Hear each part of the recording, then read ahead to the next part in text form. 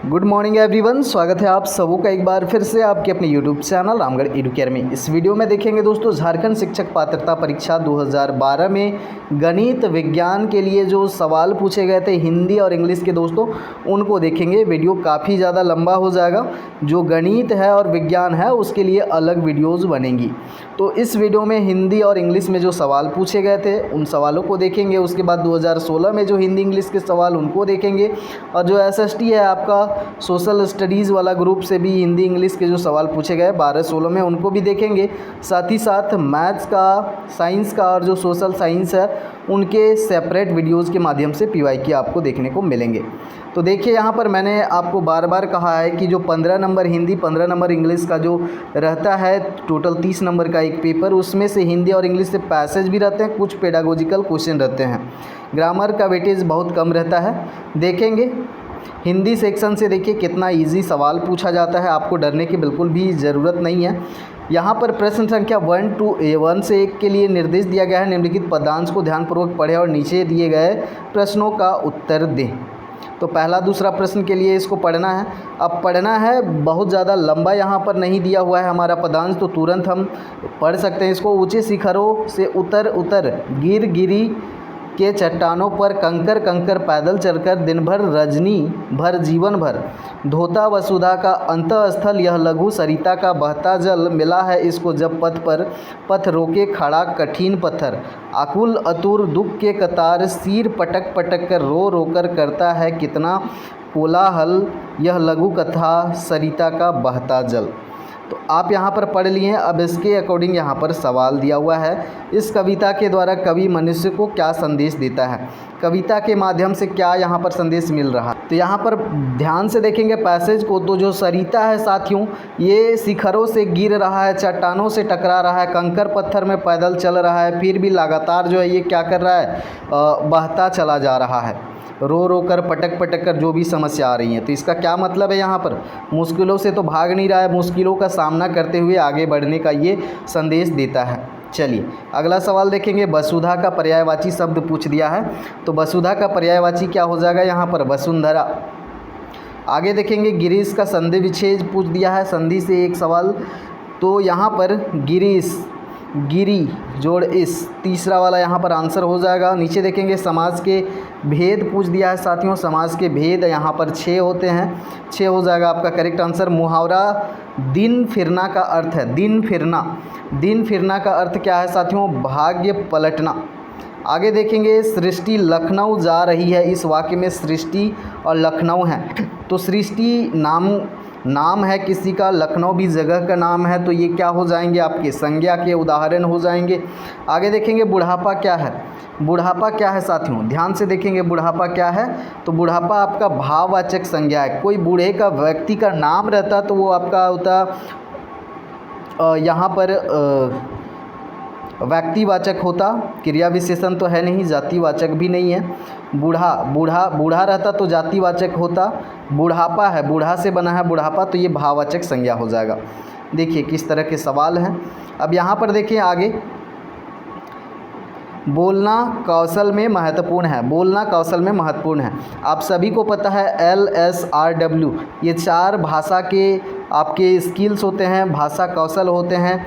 L listening, speaking, reading, writing, तो ये चारों स्किल्स हैं। यहाँ पर बोलना कौशल महत्वपूर्ण किस लिए है साथियों, किस लिए महत्वपूर्ण है, स्थिति के अनुसार अपनी बात कह सकना, बिल्कुल सही बात है, यही यहाँ पर करेक्ट आंसर होगा।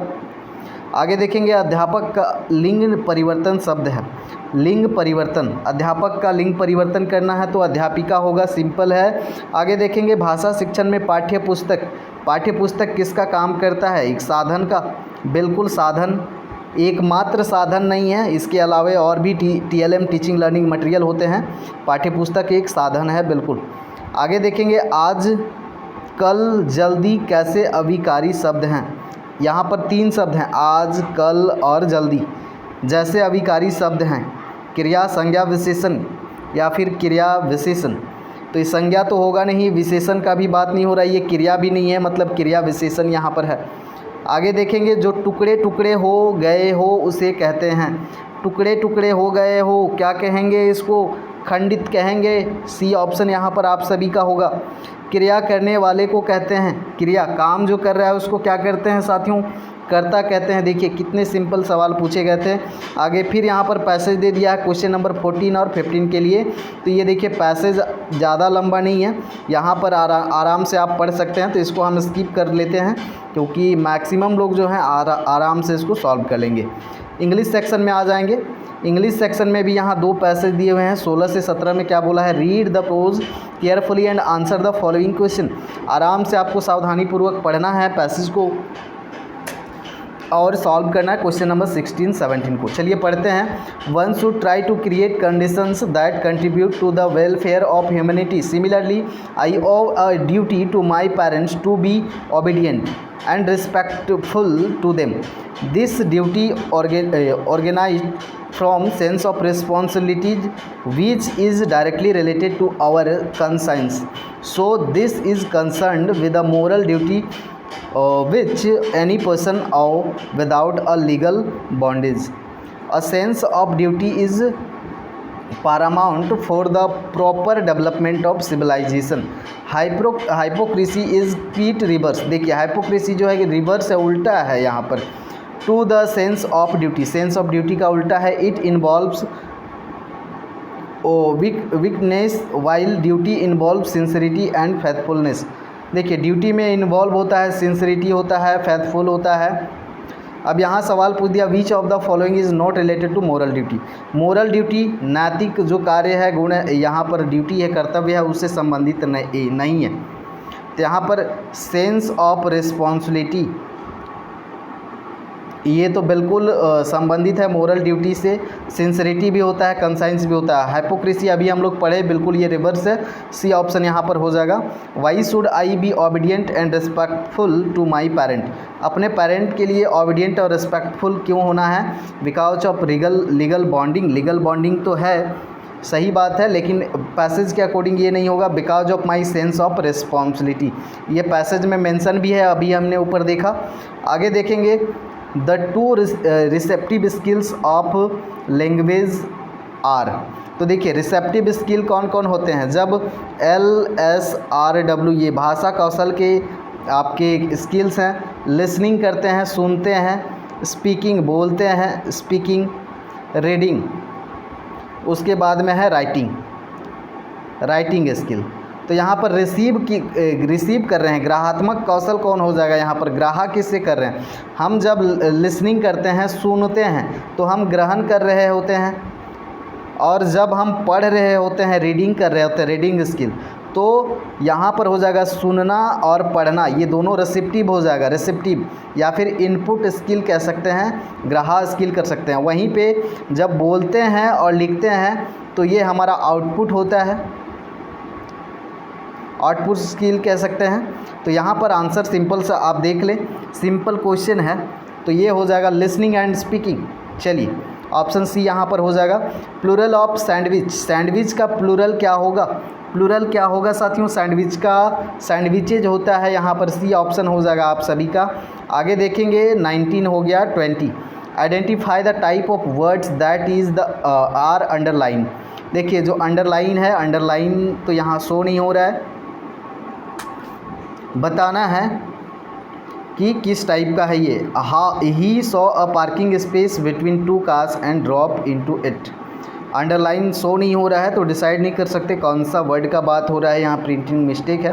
अंडरलाइन किया रहता तो हम आसानी से इसको कर सकते थे।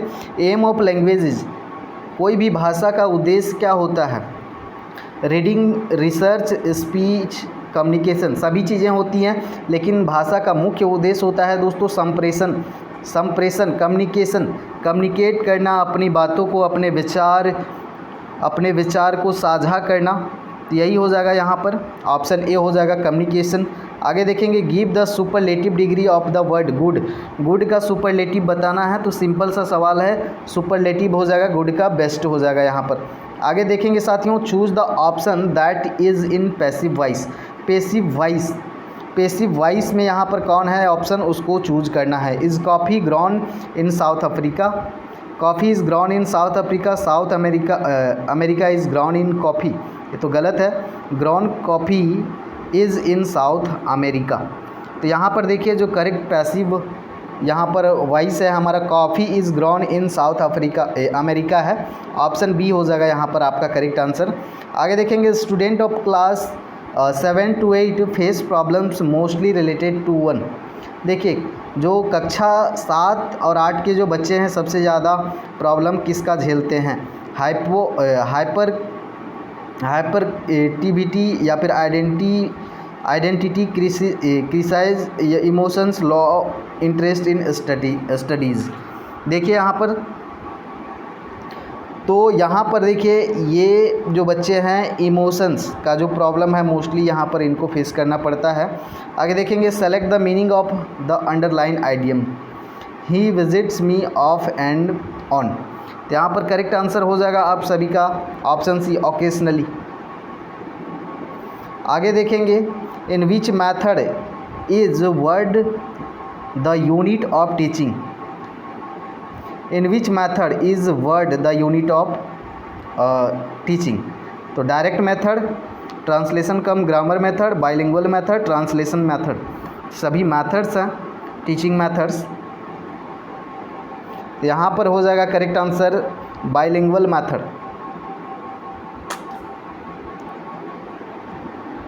आगे देखेंगे the method and technique use for exposition of difficult word is. जो मुश्किल शब्द रहते हैं, the method and technique use for exposition of difficult word. जो डिफ़िकल्ट वर्ड हैं उनके लिए कौन सा मेथड, कौन सा टेक्निक यूज किया जाता है? Grammar, usages and synonyms, evolution, artificial process. तो यहाँ पर जो डिफ़िकल्ट वर्ड हैं उनका यूज़ करेंगे, सिनोनिम बताएंगे, तो वो थोड़ा सा यहाँ पर उनके लिए टेक्निक बेस्ट है। बाकी एवोल्यूशन ये तो मूल्यांकन हुआ, आर्टिफिशियल प्रोसेस होगा नहीं, डायरेक्ट ग्रामर ये भी नहीं होगा। आगे देखेंगे by which method is grammar taut. किस मैथड से ग्रामर पढ़ाया जाना चाहिए? सबसे best method inductive and deductive method, आगमन निगमन विधि। चलिए आगे देखेंगे क्वेश्चन नंबर 29 से 30 के लिए यहाँ पर दिया हुआ है आपका पोइट्री से आंसर करना है। By pounding brow and swollen lip, by fevered hot and scaly grip, by those two red redundant eyes that weep like woeful. देखिए यहाँ पर और भी लंबा है। April skies by racking snuffle snort and शिफ्ट, by handkerchief after handkerchief, this cold you wave away as naught, it is the damnedest cold man ever caught. The poet described his eyes as two red redundant eyes because. यहाँ correct answer आप सभी का होगा यहाँ पर ही can not see properly due to cold. आगे देखेंगे the opposite of word sloven. Sloven का उल्टा यहाँ पर क्या होगा? इसका उल्टा होगा डिमिनिश, गायब होना। चलिए तो आगे जो है यहाँ पर बाल विकास शिक्षण शास्त्र से जो सवाल हैं इजी हैं। सभी जो प्रीवियस ईयर क्वेश्चन हैं, चाहे एसएसटी ग्रुप से हो, साइंस मैथ से ग्रुप से हो, 1 to 5, 6 to 8, सभी के आपको 1-2 दिन के अंदर मिल जाएंगे। और सभी PYQ करेंगे तो आपको पता चल जाएगा कि क्वेश्चन किस लेवल का रहता है। मैथ साइंस का भी वीडियो आएगा, तो बने रहिए हमारे साथ। धन्यवाद।